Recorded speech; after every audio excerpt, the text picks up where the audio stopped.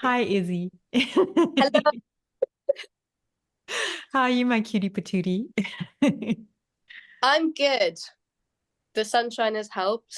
Yeah. Um, it was a very easy morning going to nursery, so that's always a good way to start the day.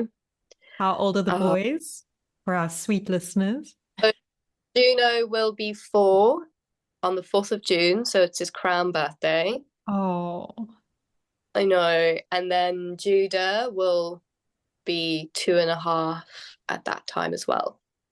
and where in the world Uh, are you, dearest? Why are we I am, speaking in this strange way as opposed to in the flesh? I know, I am in Brighton in the UK, and on the 1st of July, it will be 6 years since I've been in the UK. How is that possible? My God. Yeah, 2 kids, pandemic, and I know. I was thinking of like throwing a party, like, Oh, you definitely must. But like, I mean, in yeah, preparing for this, because the way we know each other is I met you when you were 15, I think, grade 10, yeah, teaching yeah, you. yeah, And it yeah. was love at first sight. You were reading something wonderful. And now, for the life of me, I can't remember what it was. Some classic, Maybe Sylvia Plath, the bell jar. I've got that behind me somewhere. possibly. But I Yeah. immediately I thought, this is not your average 10th grader. This is how I was at that age. Oh, And I felt a kinship instantly. And I think it was mutual. And then our mm, friendship has just grown from there. And I was looking through my treasure trove of Izzy wonders. You'll see them in the foreground, things you've made. Cosmic Caring, oh, which is a print you made me just before you left for England. How long yeah, ago? How is that yeah. possible? Life. And you'll see I've put Mother Mary here because you're in Oh, this in the trenches of motherhood right now. And I've also I've got put, I've got an embroidery piece here that just says as a mother, and it just stays there. and is that a piece you've made recently? Yeah. Yeah. Um I've got lots of bits, as a creative, you're always picking up pieces. And I Yeah. don't know where that's the finished piece. I think that's the finished piece just as a mother, and I see it every day as a reminder. So Um I've put these little cards that we made as well in one of our flow sessions. So I started a studio here at my home back in 2017. And you were a regular and a great inspiration to me in my I mean, medicine for me. It was such medicine, I same. think it was a Tuesday. Especially with what had happened before and then what was coming after with the imminent of the move and everything. And I definitely think in the early times in the UK, that was just like holding back onto that because it was just so isolating, and Yeah. trying to create the go flow and the flow sessions in my own way, which I suppose I still do now in little Yeah, you things. Like I've do. said, when I come to little moments, I'm like, what would Charisse do? So what we used to do in those sessions is a combination of some kind of mindful movement like yoga or qigong or conscious dance, meditation of some sort, silent mantra, and then we'd make stuff. So the one session we made these incredible little cards that are just an constant source of joy and inspiration to me. And this one popped out when I was preparing to chat to you, and it's clearly your handwriting. And it says, learn how to become. So I thought maybe it was a little message from past Izzy to current Izzy. Yeah, I'd say so. I'd say Yeah, so. I'm And always, yeah. everything I was pulling out was fascinating. So this was a card you gave me, I think, as you were going, and it's beautiful. It's called Mother Moon. So again, a very strong mothering message coming through. And it ended like this: I hold you 90 degrees and 1/4 to my heart, enough distance to remember and hold, radical self love and all that jazz. Izzy. Oh my God.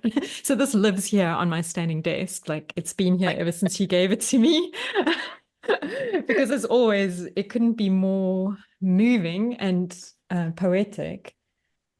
Uh, well, I organized the was it the Zabalaza Festival where it was Alex, Jess, and I don't know if I can say names, but Yeah. and you gave that space to let me recite that really angry, angsty poem.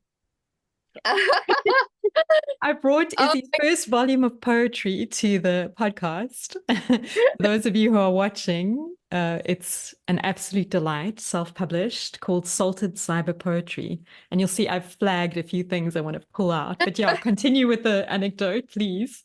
no, and I was just looking, I was thinking of that poem, and I was just looking through some writing that I've done now, and just the growing up in the words, because now everything is centered around being a mum. Yeah.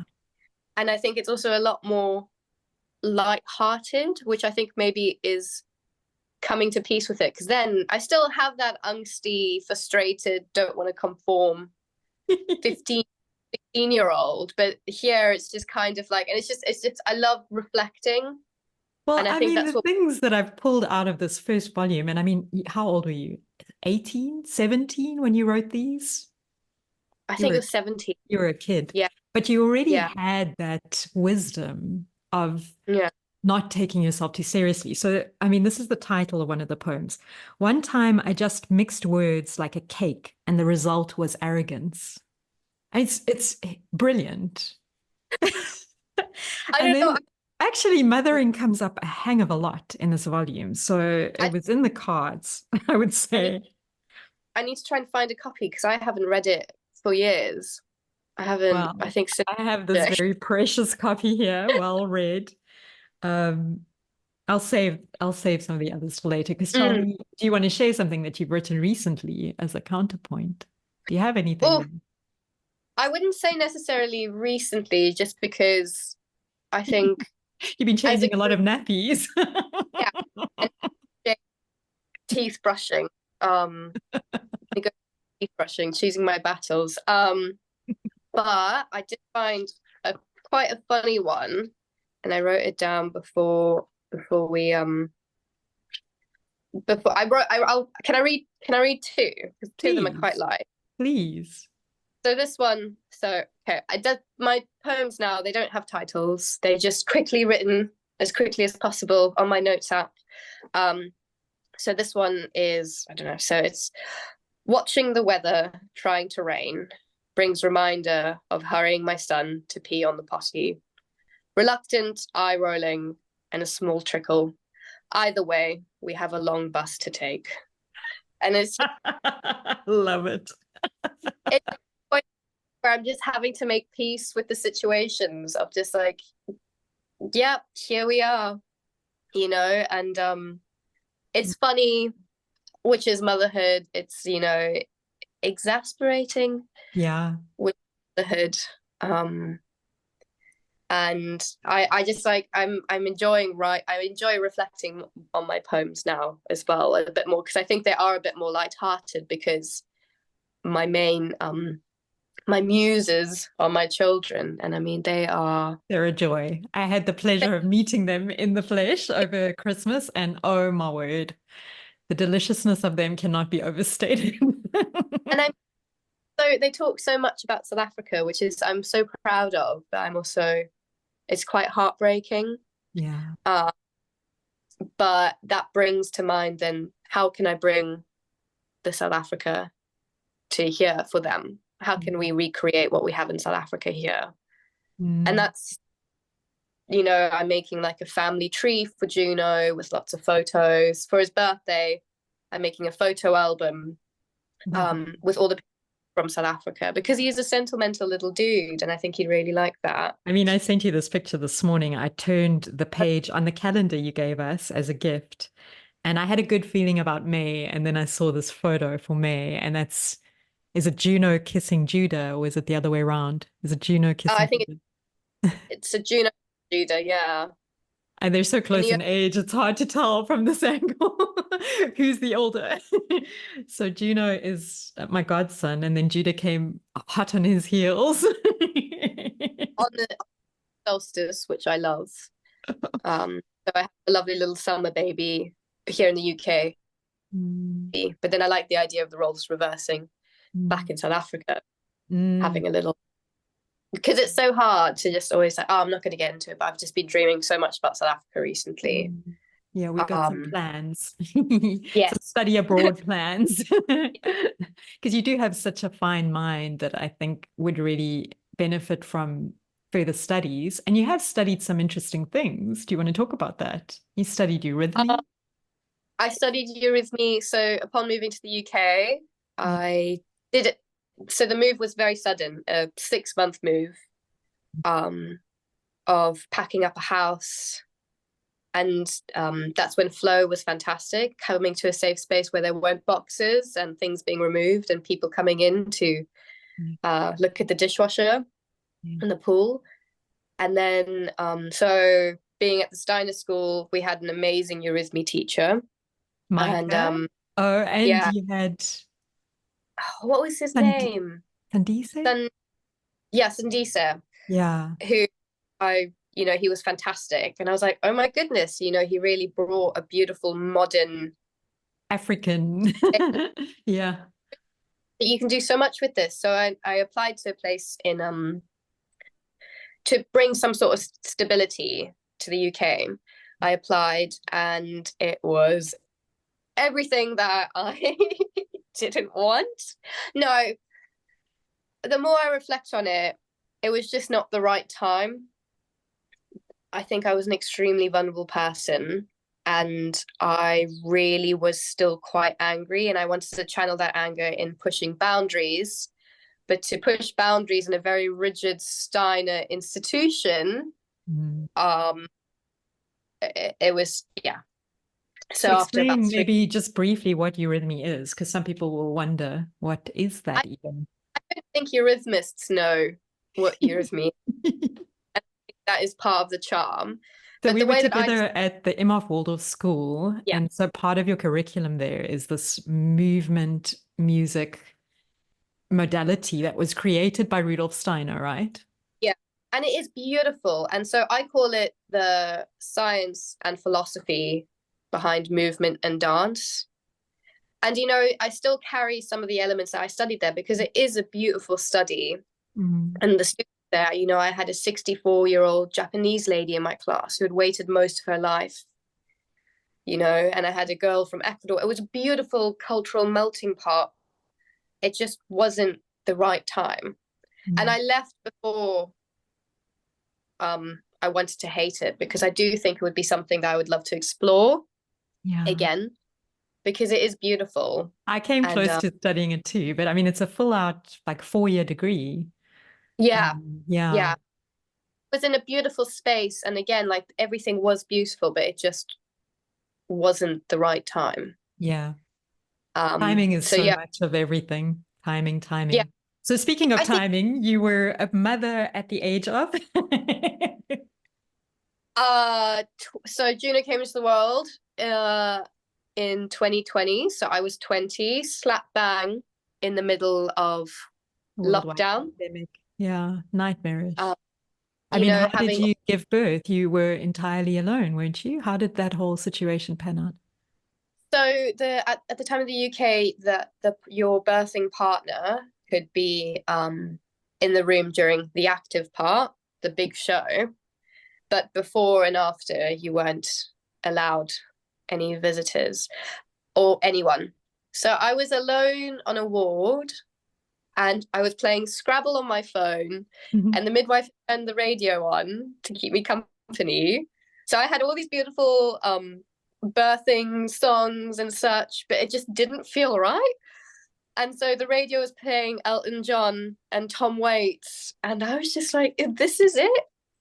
And what's quite funny now is that Juno likes Elton John, so I'm looking forward It was to fate. telling, hey, buddy. And Amor fati, love your fate, like how things. You mentioned earlier about mothering and letting go, and I think that's what I've learned mostly in mothering. I was hiking with Jack, who's now 16, my boy, yesterday in the mountains, and he was listening. He's got a project for himself where he's rating every album released in 2024. So he was listening to that, and I was listening to podcasts on new materialisms and whatnot. I was actually listening to a very interesting one on Hegel as a speculative realist. But yeah, there we were side by side in the mist and the buchu and the ericas, and it was exquisitely beautiful, but kind of in parallel worlds, which is how it is with teenage children. You just kind of wait for them to grace you with a moment of their attention. Yeah. And Ali was having a rough time. She was like PMSing between you and I.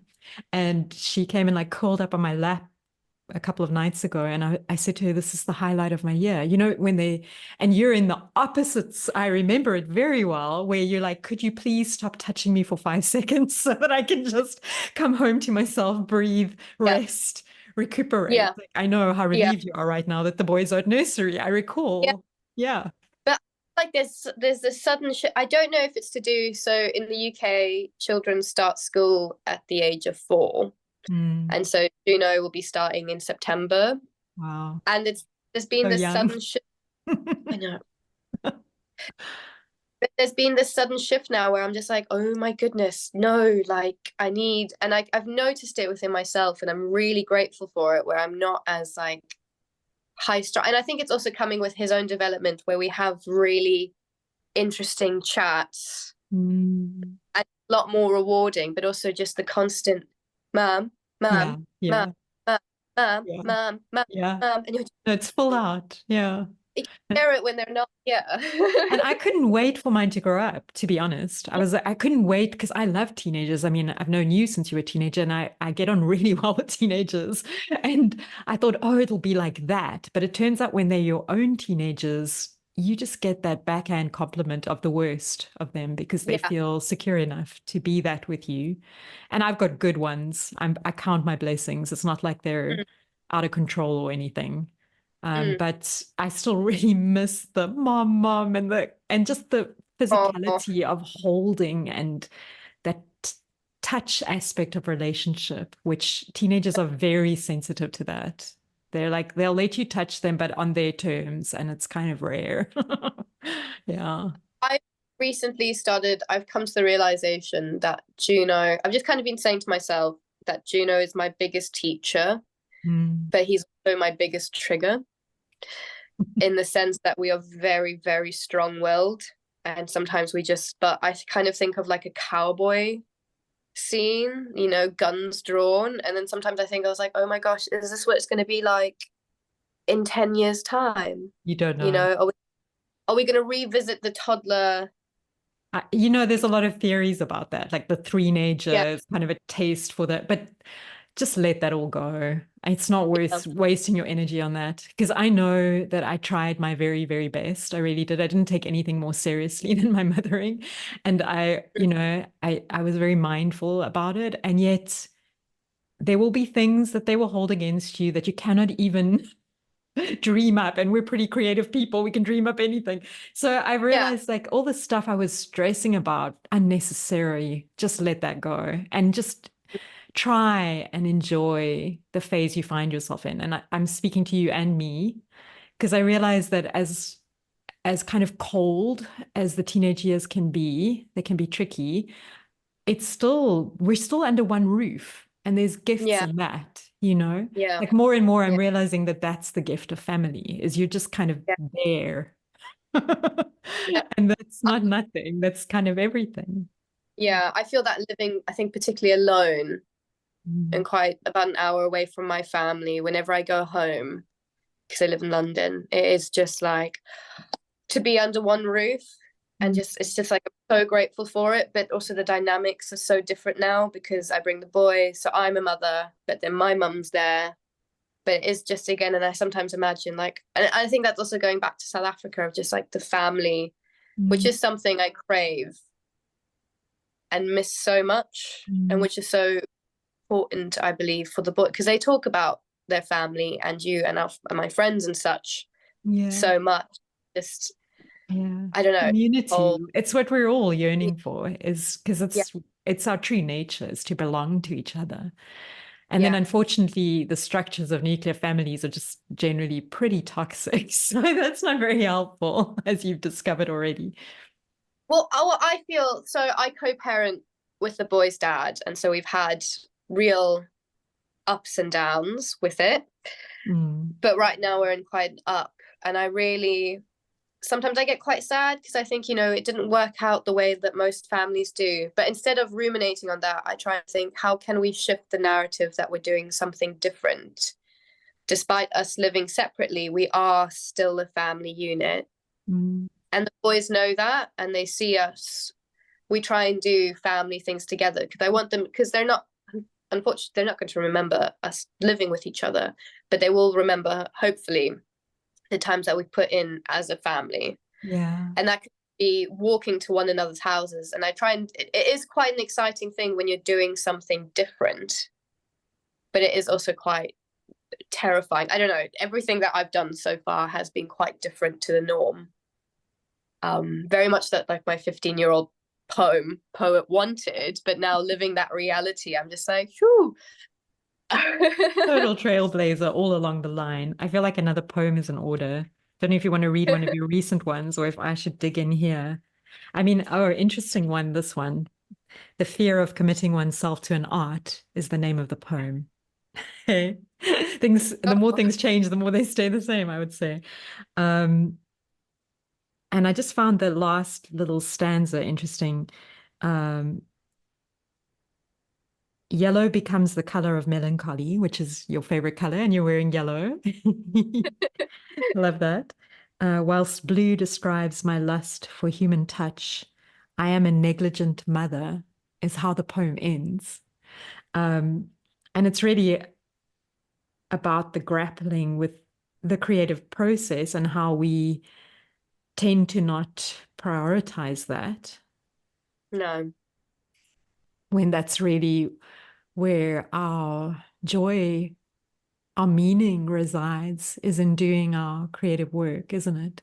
Yeah, creative practice. I mean, going to the piece of the constantly creating, I am, but it's so hard to have to, I think, especially sharing the space with the children, of having to put it away again. And you're putting, so I do embroidery. I've got an embroidery piece Oh, here sure. that I'm working on. It is part of it's a bit, yeah, I love, it's getting there. I'm going to do some more today, but it's part of a 4-piece panel. Lovely. So I'm going to do another.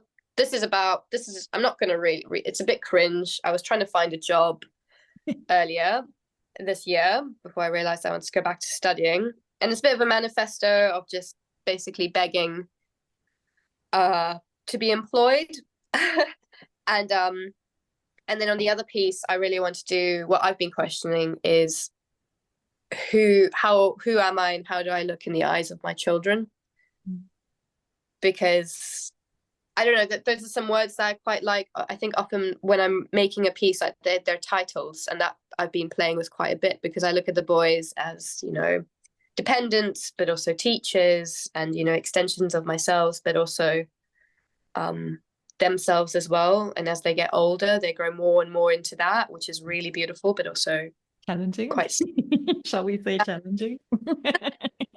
But yeah, who am I in the eyes of my children is something that's going to be kind of like the title of the full piece. So it's getting there slowly, but it could take 6 years.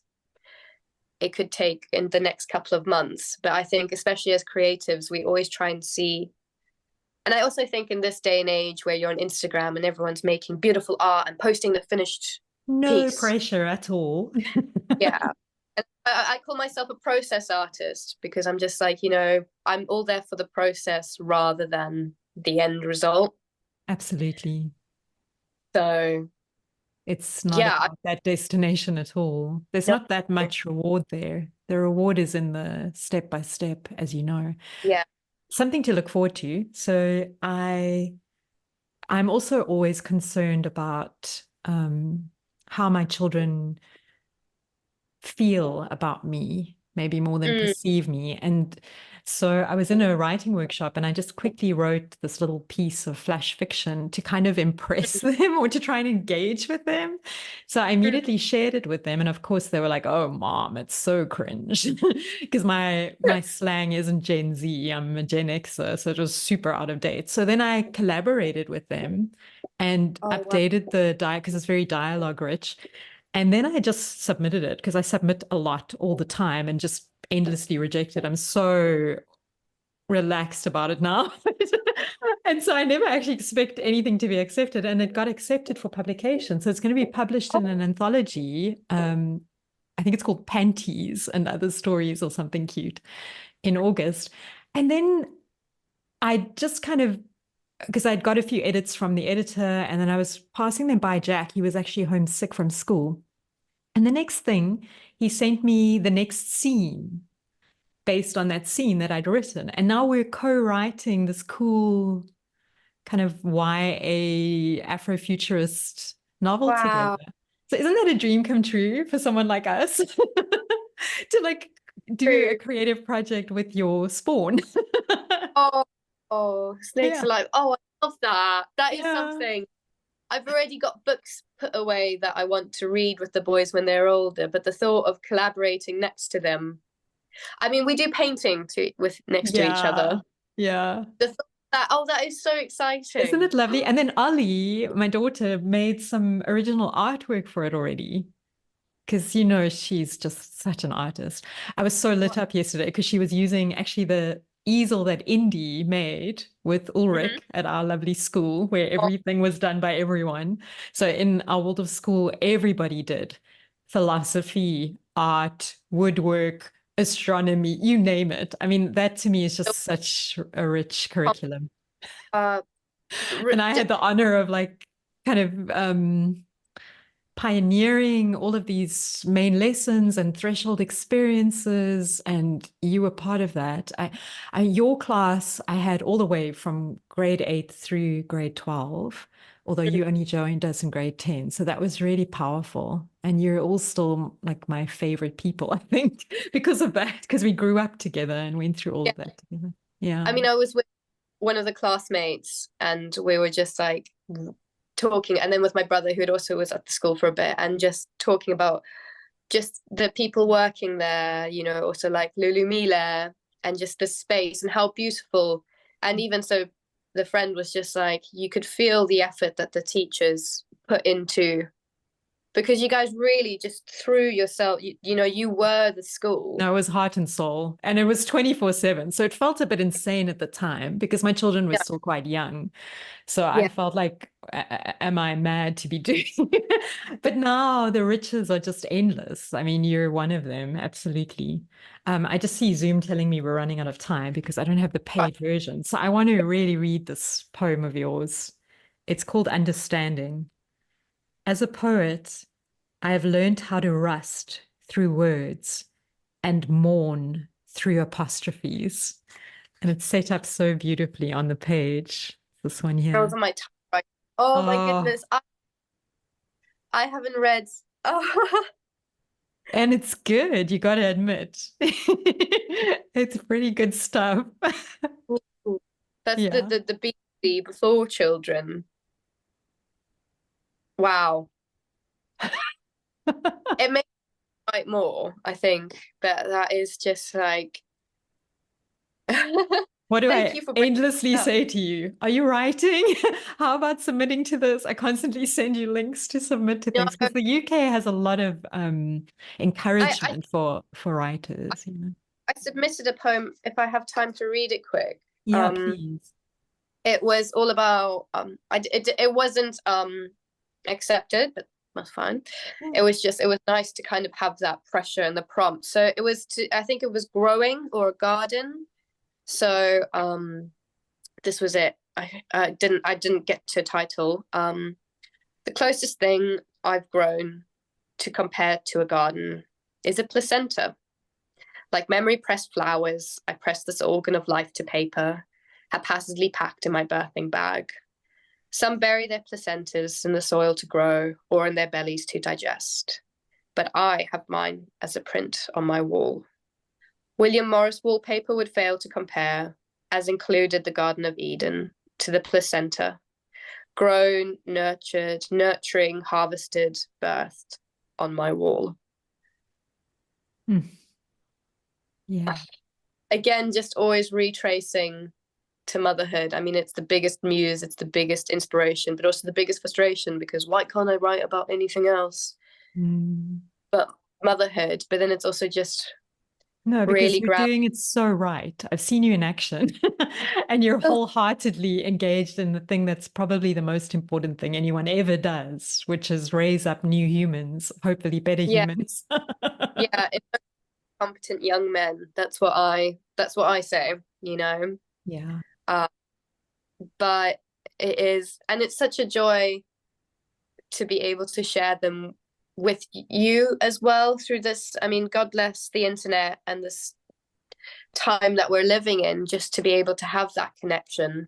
Yeah. And it's so, just going to us, what I love is that whenever I try and describe you, it's so hard, because I'm like, she was my teacher, but then we did this thing, like beautiful, like art therapy kind of thing, and then she's now like the guardian of my eldest, and like we talk almost every day, and I kind of want to be her when I grow up, and and you know, I want to be you when I grow up.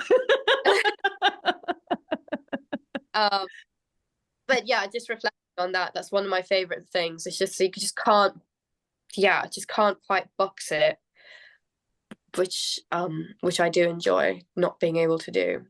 I mean, while I was walking with my son yesterday, it did cross my mind that, God, this is a thankless thing, this mothering, because he can be quite gruff, let's put it that way. Yeah. And it can, he can eviscerate me like nobody ever has in my life. Mhm. And it's truly been some of the most painful realizations that I've had. Because he was my little buddy, man. From the minute he was conceived, I knew it. And we were tight all along the line until 13. Then things changed, as they must. And then I checked myself and I thought, don't you mean the most powerfully deep learning? And if there's something I love, it's learning. And so I'm just grateful for the opportunity. And I use that ho'oponopono all the time. I'm sorry. Please forgive me. Thank you. I love you. And that's all we can really do in relationship with anyone, but especially our children and our parents, this lineage that we find ourselves in. Yeah. Yeah. Yeah. Yeah. That is a really beautiful phrase. I definitely will incorporate that more. Yeah. But no, you're so right. It's, you know, I've got a book somewhere there called The Best Most Awful Job. Nails of just being a mother, and I love it. It's just kind of like, you know, I say it's like herding cats sometimes. Yeah. But it is just like, I wouldn't have it any other way. And the deeper I go into, the more grateful that just quick thing, because moving to the UK after leaving the Eurythmy school, didn't know what I wanted to do with my life. And because I couldn't study here, because I hadn't lived here for long enough. So I wrote a mind map, you know, go back to South Africa, get a job somewhere, go traveling, move out. And then at the corner, as a little joke, I wrote, make a baby. And then within 3 months. That's how I ended up with my two. I watched that movie, The Secret, which was all the rage at the time. And I was trying to make a vision board, and I'm paging through all these magazines, and I feel like I don't really want anything. I feel like my life is whole and full. And I see this picture of a little white baby and a little black baby sitting together. And I cut it out because I think it's adorable. And within a year, I had two little babies. And I was like, God damn, I didn't mean both at the same time. It was radically hard. And it was, very careful with my mind map stuff, but it is just of all just falling into place and just accepting what it is. And I don't know, I feel like I'm coming into a period where I'm just more grateful. I feel like my feet are landing more and more back onto the ground. That's a good place to be. It was, coming back into orbit, as I say. And it is, it is. Yeah, it is. Just it is getting more rewarding. Sharing a love of books, and then just teaching them little things like bird songs and which bird it is. So um you're kind of like taken back into being a child yourself, getting excited that the same snail is there and such. Sorry, my doorbell's going. It's a sign. I love you Yeah, it's just guys. Go see lovely. who's at Thank the door. Opportunity knocks. you Thanks, my Izzy. Bye, my so much. darling. Bye-bye. Bye bye.